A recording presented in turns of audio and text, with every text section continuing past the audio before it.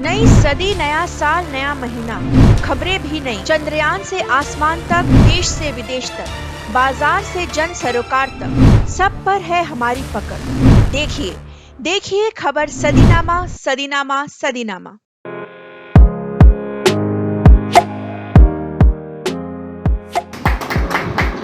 श्री डूंगरपुर नागरिक परिषद ने अपना 142वां स्थापना दिवस मनाया।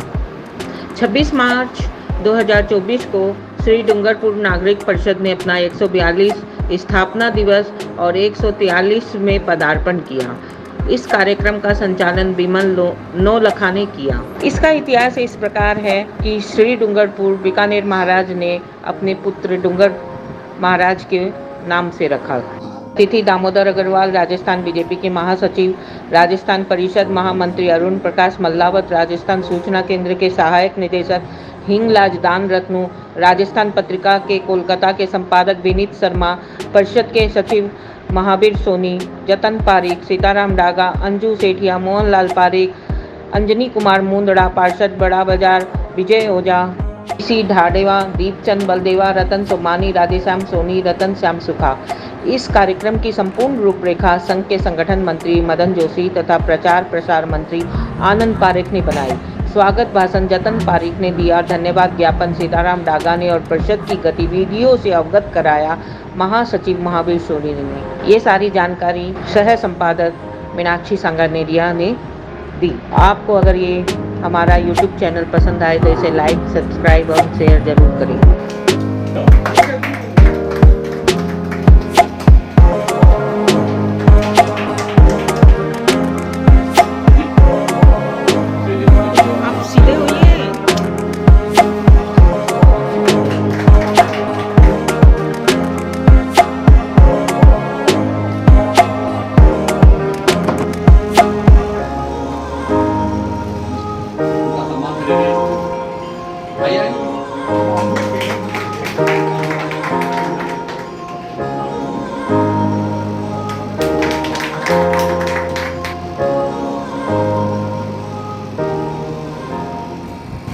इंचार्ज की है और मैं वैसे भीलवाड़ा रहता हूँ। मूलतः जैसे आप श्री डूंगरगढ़ के हैं, मैं भी नागौर का हूँ। I am Pitti from Nagaur. और हम भी लगभग 100 वर्ष पहले भीलवाड़ा जाके बस गए थे। तो नरेंद्र भाई मोदी कितनी महान शख्सियत है, आप थोड़ी कल्पना करें। अंजनी जी का इसका फील गुड हो रहा होगा। मैं भीलवाड़ा में पार्टी का कई जिम्मेदारियां रही हैं संघ पृष्ठभूमि से, और अभी मैंने लोकसभा लड़ा है। भारतीय जनता पार्टी एक विशिष्ट वैचारिक प्रतिबद्ध कार्यकर्ताओं की पार्टी है। इसीलिए जहां जहां हमको ड्यूटी दी जाती है हम वहां चले जाते हैं। एक दिन तो स्वयं मोदी जी ने मुझे पूछ लिया, दामोदर तुम्हारी ड्यूटी कहाँ कहाँ है। मुझे मिल रहे थे कई दिन। मुझे लगा अब इनके मन में कुछ पल्लवित हो रहा है। मोदी जी किसी परिचित के कारण उसको कुछ नहीं देते, बल्कि उसकी कठोर परीक्षा लेते हैं। और अप्रत्याशित मुझे इस बार सांसद लड़ने की जिम्मेदारी दी गई। और भीलवाड़ा है, कलकत्ता तो है नहीं। वहाँ की जीत के बारे में किसी को संशय नहीं है। और जिस प्रकार मोदी जी तीसरी बार प्रधानमंत्री बनेंगे, इसमें राहुल बाबा को भी संशय नहीं है। तो ये सब चीजें दिख रही हैं। मुझे बहुत अच्छा लगा आज आपके बीच आकर। मैं कलकत्ता से कम परिचित नहीं हूँ। 1987 से 2007 तक मैं 50 बार कलकत्ता आया। मेरा कपड़े का काम रहा है, उस नाते यहाँ बहुत लोगों से संपर्क संबंध रहा है। और संयोग से अधिकांश लोग नागौर, बीकानेर उस तरफ के ही हैं। बहुत लोगों से मेरी कनेक्टिविटी है। और अब विजय जी 20 साल बाद आया और पार्टी के काम से आया। तो आज संयोग से मदन जी ने कहा कि इस तरह से हमारा श्री डूंगरगढ़ स्थापना दिवस का कार्यक्रम है। मैंने कहा चलो इतने लोगों के एक साथ दर्शन हो जाएंगे, तो मुझे अच्छा लगा आपसे मिलकर। मैं आप सबको प्रणाम भी करता हूँ, आपके उज्जवल भविष्य की कामना करता हूँ। और हम जिस मिशन के लिए यहाँ हैं, तो आदरणीय मोदी जी परसों 28 तारीख को ठीक 6 बजे, समय आपके पास कोई और हो सकता है लेकिन मैं जिम्मेदारी से आपको समय बता रहा हूँ। आपका शाम बाजार स्थित सुभाष बाबू की स्टेचू 5 माथा क्या बोलते हैं 5 माथा मोड़ पर से शुरू होंगे और स्वामी विवेकानंद जी के जन्म स्थान तक उनका रोड शो रहेगा। आप सभी सादर आमंत्रित हैं। भीलवाड़ा, राजस्थान, जयपुर, क्योंकि मैं पार्टी का प्रदेश का महामंत्री भी हूँ और प्रदेश जयपुर मुख्यालय का इंचार्ज भी। कभी भी मेरे योग्य काम हो, और अब तो शायद दिल्ली भी, मुझे खुशी होगी कि मैं दिल्ली गया और किसी काम से वहाँ के श्री डूंगरगढ़ के भाइयों ने मुझे याद किया, क्योंकि अभी एक बात कही गई थी इनके द्वारा कि जब हम किसी के बारे में अच्छा सोचने लगते हैं तो मन में एक सुकून, शांति कायम होती है, और जब हम किसी के बारे में उल जुलूल सोचते हैं तो मन में उलझन पैदा होती है। हालांकि मैं समाज जीवन के उस क्षेत्र में काम करता हूँ जिसे लोग बहुत अच्छा नहीं मानते हैं, लेकिन बहुत अच्छे क्षेत्र में भी खराब लोग हैं और बहुत खराब क्षेत्र में भी अच्छे लोग हैं। क्षेत्र कोई अच्छा बुरा नहीं होता, व्यक्ति अच्छा बुरा होता है। इसलिए केवल राजनीतिक चश्मे से मुझे मत देखना, भाईचारे के चश्मे से देखना। आपको भी बहुत आनंद आएगा और जीवन के किसी मोड़ पर जब हम वापस मिलेंगे तो आपको भी अच्छा महसूस होगा। श्री डूंगरगढ़ के बारे में इतने बरस बाद, लगभग 100 साल बाद, आप लोग आज भी वहाँ के विकास की बात सोचते हैं, वहाँ की बेहतरी की बात सोचते हैं, वहाँ के मीठे पलों को याद करते हैं। ये निश्चित रूप से बहुत ही प्रशंसनीय है। जो व्यक्ति अपनी जड़ों को भूलता है, अपने इतिहास को भूलता है, अपने पूर्वजों को विस्मृत करता है, समय भी उसका विस्मरण कर देता है। इसलिए भगवान ने आज हमको बहुत कठोर परिश्रम के बाद 2-2, 3-3 पीढ़ियाँ लग गई होंगी, आज हमको कुछ सक्षम बनाया है। तो हमारे हाथों से पुण्य कर्म होता रहे, समाज सेवा होती रहे, मानव कर्म होता रहे। इस प्रकार का आप लोग कर रहे हैं, जितनी मैं प्रशंसा करूं उतनी कम है।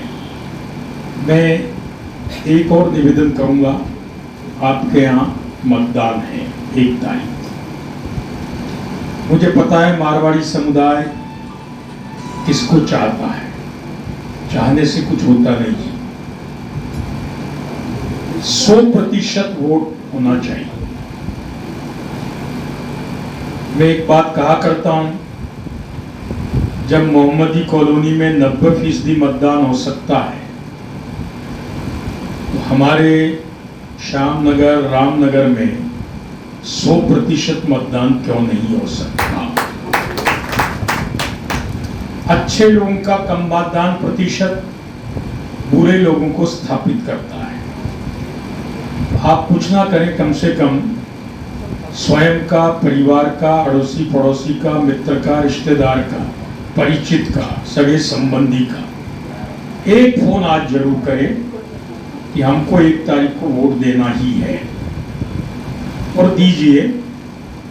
मैं 2-3-4 दिन से यहाँ हूँ, कई प्रमुख लोगों से, कई इंटेलिजेंस वालों से, कई हमारी सर्वे टीमों से मेरी मुलाकात होती है, कई तरह के इनपुट्स मेरे पास आते हैं। कल भी हम माननीय अर्जुन जी मेघवाल और माननीय मनसुख मावंडिया जी के साथ 2 घंटे बैठ के यहाँ की भौगोलिक, सामाजिक, राजनीतिक और परिस्थिति पर विश्लेषण कर रहे थे। मुझे ऐसा लगता है कि केवल मारवाड़ी नहीं, यहाँ का मूल समुदाय भी अब इस गुंडा राज से उगता चुका है।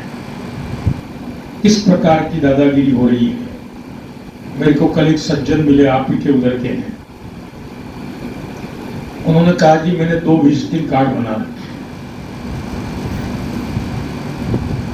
मान लीजिए उनका नाम प्रेम है, एक तो प्रेम सुख और एक मोहम्मद सुख खान, दोनों मुझे दिखाया। उनसे बड़ा सेठ यहाँ कोई नहीं है, क्योंकि मैं उनको जानता हूँ। वो टॉप 10 में है राजस्थान से। अगर हमको इस परिस्थिति में यहाँ जीना पड़ रहा है, हालांकि उसके गुनहगार आप नहीं हैं, लेकिन उसमें सुधार की जिम्मेदारी हम सबकी साझा है। और उसका सुधार का एक ही तरीका है, हिंदूवादी, राष्ट्रवादी, सनातनी सोच के व्यक्ति सत्ता में आए। और आप भी यही हो अंजनी जी, मैं भी यही हूं। आप 2 साल बाद इस परिवर्तन को स्पष्ट देखेंगे।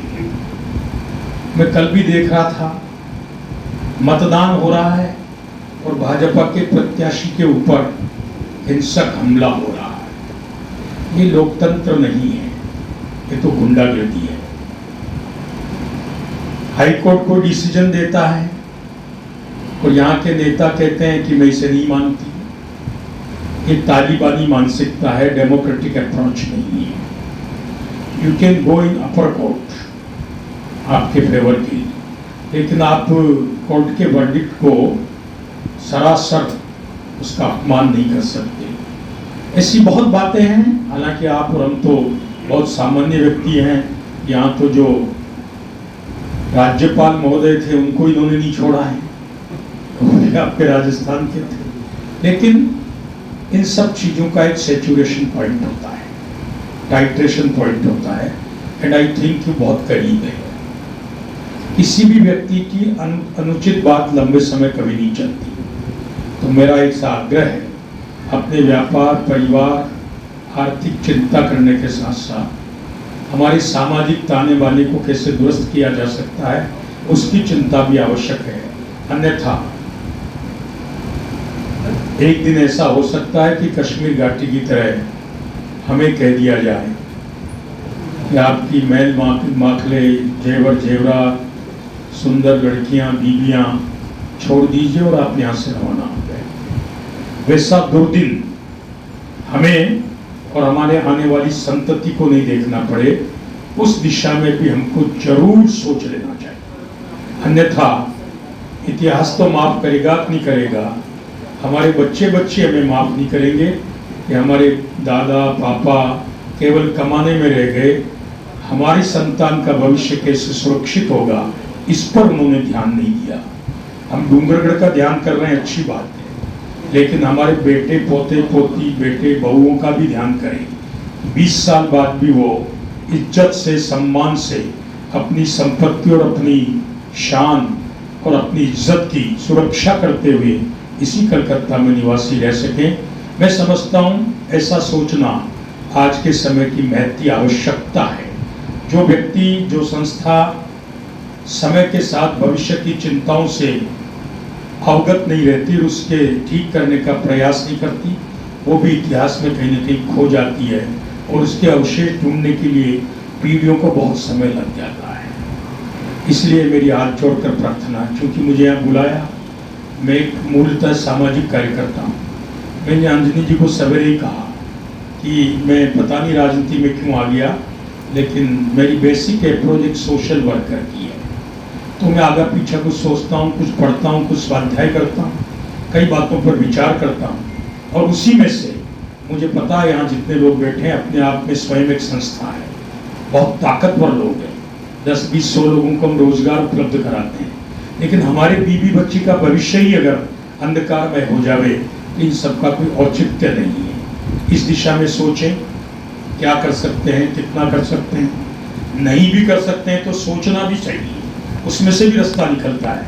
आज कोई रास्ता नहीं दिखता, कल दिखता है। राम जन्मभूमि आंदोलन जब शुरू हुआ और हम भी गए सब कार सेवा, आप में से भी बहुत लोग गए होंगे, क्योंकि मुझे अभी अंजनी जी मुझे 78 में मिले, पर ये कहते हैं 71 में भी साथ थे, 1 महीना एक ही कैंपस में, पर परिचय नहीं हुआ।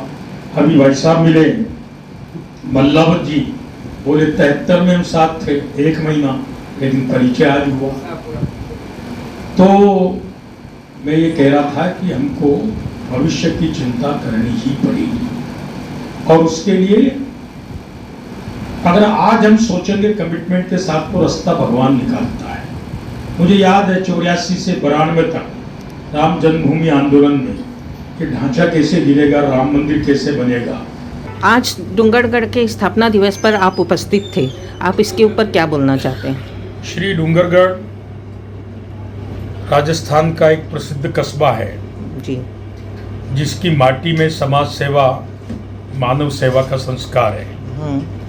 मुझे खुशी है कि श्री डूंगरगढ़ के 142वें स्थापना दिवस पर कोलकाता में आज मुझे इस कार्यक्रम में शरीक होने का अवसर मिला। मैं सभी डूंगरपुर वासियों को, श्री डूंगरपुर वासियों को हार्दिक बधाई देता हूँ, शुभकामनाएं देता हूँ, और उम्मीद करता हूँ श्री डूंगरगढ़ के सभी नागरिक कोलकाता सहित पूरे देश में समाज सेवा के काम में, जन सेवा के काम में इसी प्रकार अपना महत्वपूर्ण योगदान देंगे। आपका नाम और डेजिग्नेशन? दामोदर अग्रवाल, प्रदेश महामंत्री, भारतीय जनता पार्टी, राजस्थान। धन्यवाद सर। श्री डूंगरपुर के 142 डूंगरगढ़ के 142 स्थापना दिवस खत्म हुए हैं और 143वां चालू हुआ है। इसके उपलक्ष्य में आप कुछ बोलना चाहते हैं? श्री डूंगरगढ़ का 142वां स्थापना दिवस आज राजस्थान सूचना केंद्र के प्रांगण में डूंगरगढ़ नागरिक संघ के द्वारा आयोजित हुआ। इसमें गरिमा में उपस्थित रही आदरणीय श्री दामोदर अग्रवाल जी की, उनके साथ साथ राजस्थान पत्रिका के संपादक श्री विनीत शर्मा जी, राजस्थान परिषद के श्री अरुण मल्लावत जी, और डूंगरगढ़ नागरिक संघ के श्री जतन पारिक जी, श्री मदनलाल जी जोशी जी का, सीताराम जी डागा, विमल नौलखा जी, महावीर प्रसाद जी सोनी, इन सब लोगों का बहुत कई दिनों की मेहनत जो है वो आज रंग लाई। और डूंगरगढ़ अपने आप में एक गांव नहीं होके, कस्बा नहीं होके, एक कल्चर का, एक संस्कृति का एक संवाद बन गया है। दूरों की धरती का वो नगर जिसके प्रवासी बासिंदों ने अपने रूट से जुड़ने का जो अभिनव प्रयास किया, ये बहुत ही अनुपम है, अद्वितीय है। मैं डूंगरगढ़ के लिए कहना चाहूँगा कि धोरों की वो धरती जिसके लिए एक दोहा प्रचलित है कि जड़ ऊंडा थड़ उजड़ा, नारी नवले भेष, पुरुष पटाधर नीपजे, आई हो मरुधर देश। मरुधरा का वो नगर जो कि आज कलकत्ता और डूंगरगढ़ एक हुआ है। यहाँ के प्रवासी डूंगरगढ़ वासियों ने ये जो अभिनव प्रयास किया है, ये दूसरे नगर के लिए भी एक प्रेरणास्पद होगा। जैसे कि बहुत सारे जो परिषदें बनी हुई है, संगठन बने हुए हैं, अलग अलग जो सिटी से राजस्थान के यहाँ प्रवासी मारवाड़ी जो यहाँ बिजनेस के लिए आए हैं, उनके लिए भी एक प्रेरणास्पद एक प्रसंग है। बहुत अच्छा आयोजन रहा, और आज के आयोजन के लिए ये एक कह सकता हूँ कि एक अभिनव प्रयास, और इसके साथ साथ दूसरे नगरों के जो बासिंदा हैं उनके लिए भी प्रेरणा का प्रसंग बनेगा, ऐसी मान्यता। मैं राजस्थान सरकार की तरफ से मैंने बधाइयाँ प्रेषित की है, और राजस्थान सरकार, राजस्थान सूचना केंद्र सदैव मारवाड़ी समाज के साथ में कंधे से कंधा, कदम से कदम मिलाकर, उनके चाहे सामाजिक हो, चाहे सांस्कृतिक हो, चाहे धार्मिक हो, चाहे कस्टम, कॉस्ट्यूम, रीति रिवाज, परंपराओं से संबंधित हो, सभी कार्यक्रमों में शामिल रहते हैं। आज रविवार का दिन था, उसके उपरांत भी बहुत अच्छी उपस्थिति रही। मीडिया का मैं कोटि साधुवाद ज्ञापित करता हूँ, और विशेषकर सदीनामा, और सदीनामा की मेरी बहन मारवाड़ी, प्रवासी मारवाड़ी बहन, जो कि मारवाड़ी समाज की एक मात्र ज़बरदस्त प्रखर पत्रकार है, मेरी बहन मीनाक्षी संगनेरिया का भी मैं कोटि आभार प्रकट करता हूँ। आदरणीय श्री जीतांशु साहब का, जो कि समय समय पर हर चीज़ को कवर करके और सही तरीके से पटल पर रखते हैं, ये अपने आप में अनुपम है, अद्वितीय है। बहुत ही सुंदर प्रसंग नौलखा जी ने, भाई विमल नौलखा जी ने बहुत ही सुंदर तरीके से इस कार्यक्रम का जो संचालन किया। ये आज का कार्यक्रम दूसरे नगर के जो बासिंदे हैं, यहाँ बहुत सारे प्रवासी मारवाड़ी अलग अलग क्षेत्र से आए हों, उनके लिए भी एक प्रेरणा का प्रसंग बनेगा। धन्यवाद सर, आपने सदीनामा को इतनी बधाइयाँ दी है, उसके लिए भी मैं आपको बहुत बहुत धन्यवाद दे रही हूँ। और जितेंद्र जी की तरफ से, अभी तो मैं ही हूँ यहाँ पर, तो मैं आपको इसके लिए भी जितेंद्र जी की तरफ से भी धन्यवाद देती हूँ। और साथ में सूचना केंद्र के इतने बड़े सहयोग के साथ जो सूचना केंद्र ने कार्य किया है, उसके लिए भी सूचना केंद्र के आप प्रभारी हो आज के समय, तो आपको हम लोगों का कोटि कोटि धन्यवाद है कि आप राजस्थानियों की पीड़ा को समझते हैं और राजस्थानी भाषी जो यहाँ पर पधारे हैं उनके मतलब उनकी पीड़ा को समझते हुए उनके साथ हाथ पे हाथ रख के काम कर रहे हैं। स्थापना दिवस पर स्वागत करता हूँ। आज हम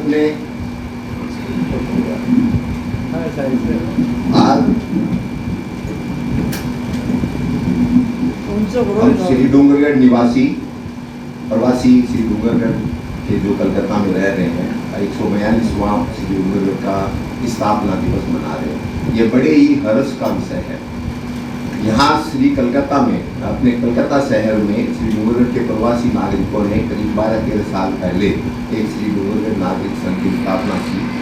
उसमें अभी 153 सदस्य हैं और प्रमुख कार्यों में, सामाजिक कार्यों के अलावा हम लोग नागरिक श्री डूंगरगढ़ के प्रवासी सदस्यों में जो आपसी संबंध है, इसके लिए होली दीपावली के प्रोग्राम करते हैं। और वो प्रोग्रामों का इतना अच्छा महत्व है, इतना सब लोग वेट करते रहते हैं कि वो प्रोग्राम कब चालू हो, कब नया प्रोग्राम आएगा। अभी हम लोगों ने जो एक ऑफिस श्री डूंगरगढ़ नागरिक संघ के लिए ली है, जिसका आगे जैसे जतन भाई जी बताएंगे, आगे उद्घाटन होने का काम होना बाकी है।